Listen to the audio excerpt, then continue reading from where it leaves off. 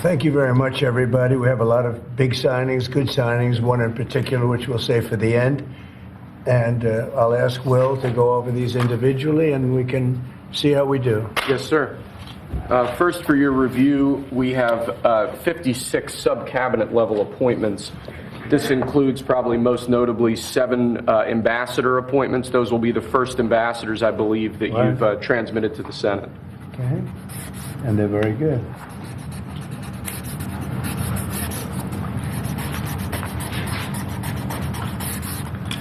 Okay. Thank you, sir. Second, we have acting designations. We're actually designating Doug Collins to be the acting leader of both the Office of Special Counsel and the Office of Government Ethics. You know Doug, everybody, I think? He was in charge of the fake impeachment hearings, remember? That I won very conclusively. Fake charges by the radical left Democrats. Okay. Next, sir, the Federal Executive Institute is a program that was set up during the Johnson administration to train senior-level government bureaucrats. As you've identified repeatedly in the last few years, the senior levels of our federal government are not adequately serving as stewards of taxpayer dollars, so we're recommending zeroing out that program effectively. We're actually getting rid of a few programs that are just a waste. Just really a waste. Thank you, sir. Next, we have an executive order relating to the Foreign Corrupt Practices Act. As you've repeatedly identified, the way that this act has been enforced over the years has been devastating to American business opportunities and business competitiveness abroad. We are essentially ordering the Department of Justice to use its prosecutorial discretion in a way to ameliorate the negative effects of the Foreign Corrupt Practices Act, to allow Americans to do business abroad, and to allow our foreign partners to do business with Americans without fearing unjust prosecution. And for those of you that know this, it turned out to be, it sounds good on paper, but in practicality, it's a disaster. It means that if an American goes over to a foreign country and starts doing business over there legally, legitimately, or otherwise, it's almost a guaranteed investigation, indictment, and nobody wants to do business with the Americans because of it. Nobody wants to do business. They say, look, we can deal with China, they can do whatever they want, we can deal with Russia, we can deal with anybody, and we have a normal life. You deal with America, the FBI gets over there. They don't investigate death and murders on the street in New York and Los Angeles. They go over and investigate a business guy trying to do business. So it made it very, very hard from a practical standpoint to make deals. They want to deal with the Americans, but they don't want to be under investigation every time they speak to American, every time an American makes a phone call to somebody in a different country. It's a disaster for this country. And I guess it was a Jimmy Carter concept, and it sounds so good, but it's so bad. It hurts the country. And many, many deals are unable to be made because of it. Nobody wants to do business because they don't want to feel like every time they pick up a phone, they're going to jail. So we'll sign this, and it takes courage to sign it because you only get bad publicity when you sign it. It sounds so nice. The title is so lovely, but it's an absolutely horror show for America. So we're signing it because that's what we have to do to make it good.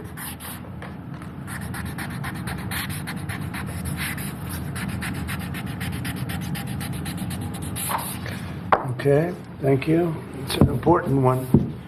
It's going to mean a lot more business for America. Okay. Thank you, sir. Next, this is an executive order relating to the use of paper straws. As you've consistently identified, nobody really likes paper straws. Number one trending.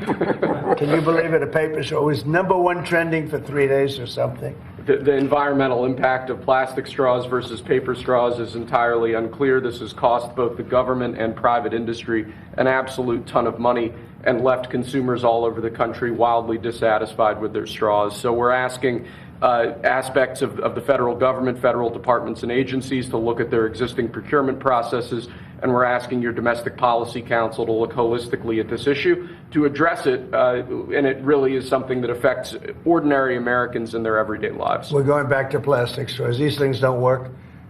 I've had them many times, and on occasion they break, they explode. If something's hot, they don't last very long, like a matter of minutes, sometimes a matter of seconds. It's a ridiculous situation. So we're going back to plastic straws. I think it's okay.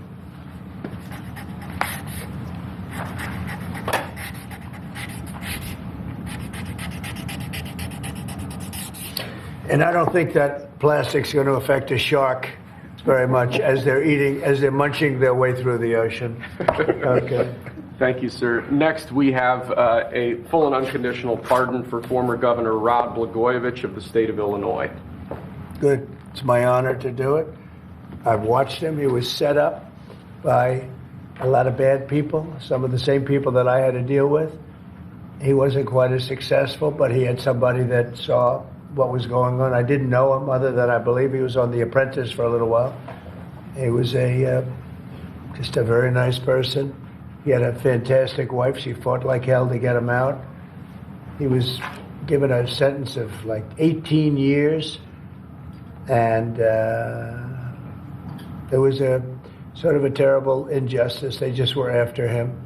They go after a lot of people. These are bad people, the other side. So I think he's just a very fine person, and this shouldn't have happened, and it shouldn't have happened to him, and let him have a normal life and let him go out and do what he has to do. So I'm signing this as a full pardon. Rod Blagojevich. Mr. President, are you considering him for ambassador to Serbia? No, but I would. I mean, he's now cleaner than anybody in this room. He got a pardon. He's cleaner than anybody in the room. Okay. Thank you, sir. Next, in 2018, you imposed ad valorem duties, tariffs on imports of steel at a 25% rate. Since that time, a large number of exclusions and exceptions to that tariff rule have been implemented. Because of the damage to the United States steel industry that those exceptions and exclusions have imposed, we're now, this order would reimpose that 25% ad valorem tariff rate on imports of steel, and it's presented for your signature now. Okay. Do you understand what that means? Get everything you need to grow online with the giant Hostinger sale. Web hosting plans now start at just $249 a month. Host multiple websites and get a domain, SSL certificates, and extra months for free. Get access to 24/7 live expert support and grow risk-free with our 30-day money-back guarantee. If I ever need help, I can reach out to these super friends. It's a big deal. It's a big deal. This is the beginning of making America rich again.